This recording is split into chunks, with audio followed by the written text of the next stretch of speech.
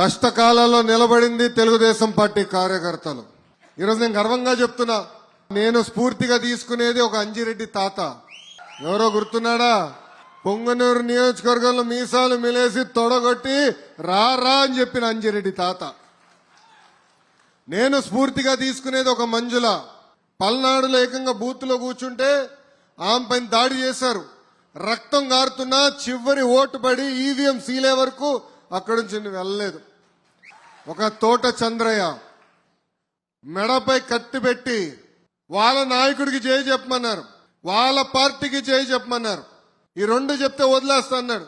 ఆయన చెప్పింది జై తెలుగుదేశం, జై చంద్రబాబు నాయుడు అని చెప్పి ప్రాణాలు కోల్పోయిన చంద్రయ్య నాకు స్ఫూర్తి. విజయవాడలో ఉన్నారు గాంధీ గారు, మాజీ కార్పొరేటర్. మనందరం చూసాం. ఆయన గట్టిగా మాడుతున్నారని ఆయన పైన దాడి చేసి ఏకంగా కంటి చూపు కూడా పోగొట్టుకున్న గాంధీ నాకు ఈరోజు స్ఫూర్తి.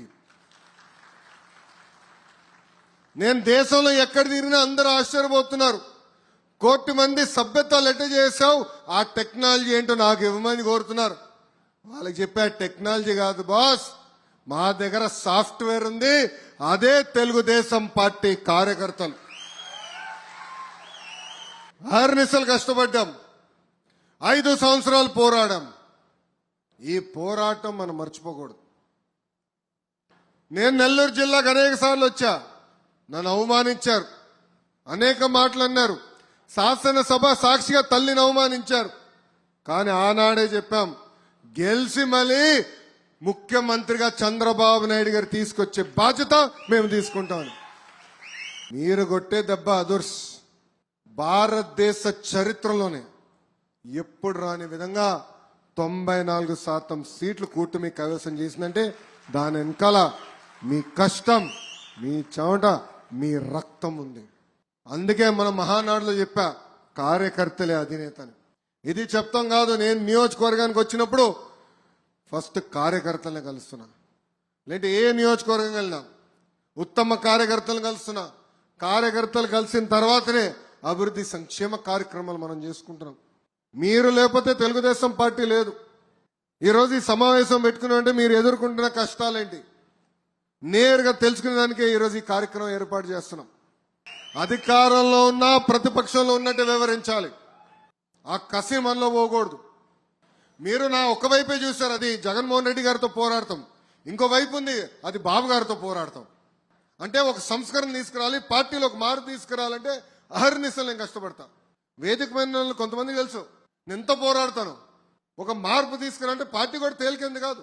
సీనియర్లు ఉంటారు, వాళ్ళని గౌరవించాలి, విధి విధానాలు పాటించాలి, ఒక క్రమశిక్షణతో మనం ముందరికెళ్ళాలి.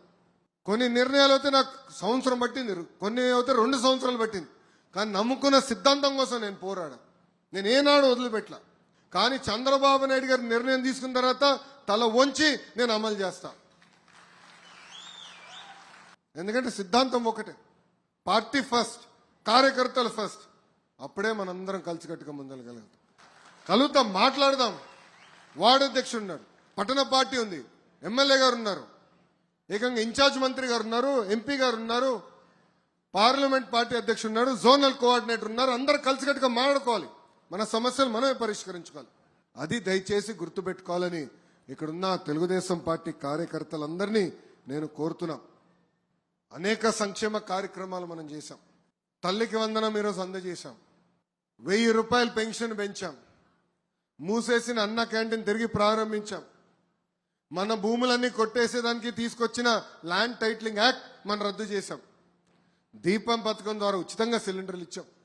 రోడ్ల పైన పడిన గుంతలు కూడా మనం పూడ్చాం. మీరు అందరూ అనుకోవచ్చు అదే ముందు లేరా భయని. ఆ ఒక్క కార్యక్రమం 2000 కోట్ల రూపాయలు ఖర్చు అయింది. 5 సంవత్సరాలు ఒక్క గుంత కూడా పూడ్చలేదు మహానుభావుడు. మనం చేయాల్సి వచ్చింది 2000 కోట్ల రూపాయలు ఒక్క కార్యక్రమానికి అయింది. ఇట్లా ఇచ్చిన హామీ ఒక్కొక్కటి నిలబెట్టుకుంటూ వెళ్తున్నాం. మనం ప్రజల్లోకి వెళ్ళాలి, మనం మాట్లాడాలి. జగన్మోహన్ రెడ్డి గారు 5 సంవత్సరాలు ఒక్క డిఎస్సి ఇలా మనం ఇచ్చాం. డిఎస్సి దానిపైన 32, 33 కేసులు పెట్టారు వాళ్ళే. సుప్రీం కోర్టు వరకు వెళ్ళి పోరాడి ఈరోజు డిఎస్సి పూర్తి చేశాం. మనకు ఉపాధ్యాయులు ఆగస్టు మాసంలోనే చేతికి వస్తుంది. మాట్లాడాలి, చేసిన పనులు చెప్పాలి, చేయాల్సింది కూడా బాధ్యతగా చెప్పాలి. ఈరోజు పెద్ద ఎత్తున పెట్టుబడులు వస్తున్నాయి. ఒక టీసీఎస్ కానివ్వండి, కాగ్నిసెంట్ కానివ్వండి, ఇవన్నీ మన రాష్ట్రంకి వస్తున్నాయి. ప్రాంతానికి పెద్ద ఎత్తున రిఫైనరీ కూడా రాబోతుంది. 2-3 సంవత్సరాల్లో మనకి కంపడతాయి. ఇవన్నీ ప్రజల్లోకి తీసుకెళ్లాలి. ఎందుకంటే ఒక్క అలక వల్ల ఎంత ఇబ్బంది పడ్డామో 5 సంవత్సరాలు మనందరం అనుభవించాం. ఒక నరకం అనుభవించాం. మనకు బయటికి రానిలా. మహిళలు కష్టపడి పనిచేస్తుంటే సోషల్ మీడియాలో పోస్టులు పెట్టారు, ట్రోల్ చేశారు, మహిళలను అవమానించే విధంగా మాట్లాడారు. అందుకే అన్ని గుర్తు పెట్టుకోవాలి. మనం మంచి రోజులు వచ్చేసినాయి, ఏదో మనం పని చేసుకుంటూ వెళ్తున్నాం అంటే రాబోయే రోజుల్లో చాలా ఇబ్బంది పడతాం. ఇది జాగ్రత్తగా ఉండాలి. ఒక మాజీ ముఖ్యమంత్రి ఒక మనిషిని పరామర్శించడానికి వెళ్తే 3 చంపాడు. కారు కింద పడేసి చంపేశాడు. 2వ వ్యక్తి అక్కడికి వెళ్ళేటప్పుడు ఊపిరి ఆడలేక చనిపోయాడు. 3వ వ్యక్తి అంబులెన్స్ లో ఇరుక్కుపోయాడు ట్రాఫిక్ జామ్తో.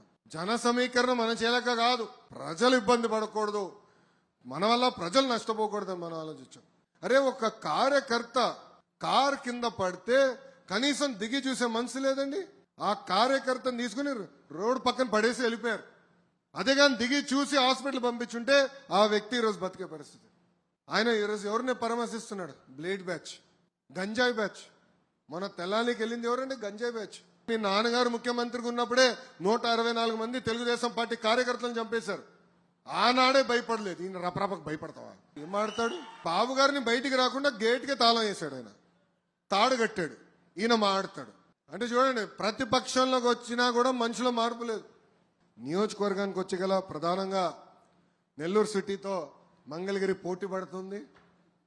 No second thought. కానీ కష్టపడాలి, ఒక బాధ్యతగా పనిచేయాలి. ఇది మీ అందరికి ఎందుకు చెప్తున్నానంటే, కార్యకర్తలందరికీ ప్రత్యేకంగా ఎందుకు చెప్తున్నానంటే, మనందరం ఈరోజు రాజకీయాల్లోకి వచ్చామంటే ఒక మార్పు చేసినానికి వచ్చాం, ప్రజలకి సేవ చేసినానికి వచ్చాం. మన జీవిత ప్రయాణంలో మనం ఎంతో మందికి సహాయం చేసిన, ఒక అధికారంలో ఉన్నప్పుడు 1 సంవత్సరంలో అన్ని పనులు చేయగలుగుతాం. అది ఒక పార్టీ గొప్పతనం, ఒక వ్యవస్థ గొప్పతనం. మై టీడీపీ యాప్ ఉంది. ఇప్పుడు మీరు చేస్తున్న ప్రతి కార్యక్రమం ఆ యాప్లో ఎంటర్ చేయాలి. దానికి కారణం కూడా ఒకటే, పనిచేసే వాళ్ళకి ఫోటోలు దిగే వాళ్ళ మధ్యన తేడా ఉండాలని మీరే పదే నన్ను కోరారు.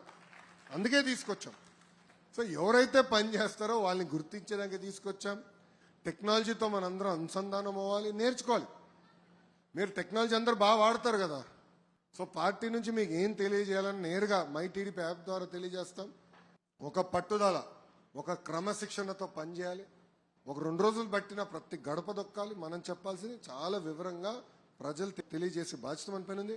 వాళ్ళ ఒకవేళ ఏమైనా సమస్య తెలియజేస్తే అదే యాప్లో ఎంటర్ చేసే మార్గం కూడా ఇచ్చాం, ఫీడ్బ్యాక్ మెకానిజం.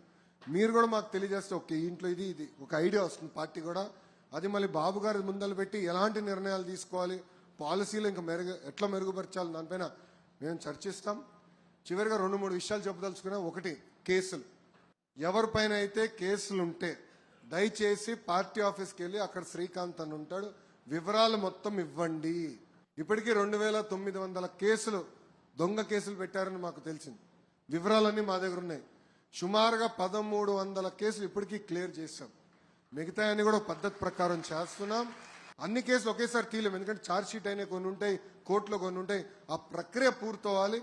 జాతీయ అధ్యక్షులు వారు నాకు ఇచ్చిన ఆదేశాలు డిసెంబర్ నెలాఖరికలా అన్ని కేసులు ఎత్తేయాలని చెప్పారు. దాని తర్వాత మీరు వచ్చి మటు కేసు ఉందంటే నాకు పడుతుంది దెబ్బలు. ఇదిగోండి అన్న ఇది కేసు అంటే తీపిచ్చిపోతే తప్పు నాది. రెండోది, గతంలో కొన్ని పనులు చేశాం, ప్రజల కోసం చేశాం. రోడ్ అని, డ్రైన్ అని, అనేక కార్యక్రమాలు చేశాం. బిల్స్ పెండింగ్ ఉన్నాయి. 10% ఎంత ఉంది? ఒక 300 కోట్లు. అది కేంద్ర ప్రభుత్వంతో కూడా కోఆర్డినేట్ చేస్తాం.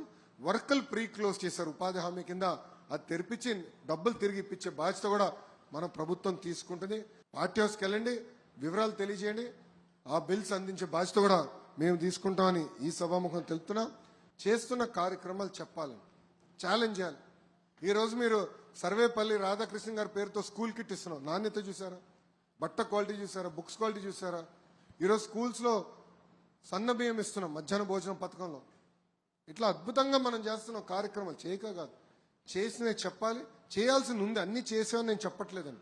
అందుకే సుపరిపాలనలో తొలి అడుగు అని పేరు పెట్టాం. 151 అయింది. కారణం ఏంటి? అహంకారం. వాళ్ళు మాట్లాడిన విధానం. ప్రజలు మన దగ్గర కోరేది పలకరింపు, ఆప్యాయంగా మాట్లాడాలి. అందరికి నమస్కారం. జై తెలుగుదేశం, జై తెలుగుదేశం. చంద్రబాబు నాయుడు గారి నాయకత్వం, చంద్రబాబు నాయుడు గారి నాయకత్వం.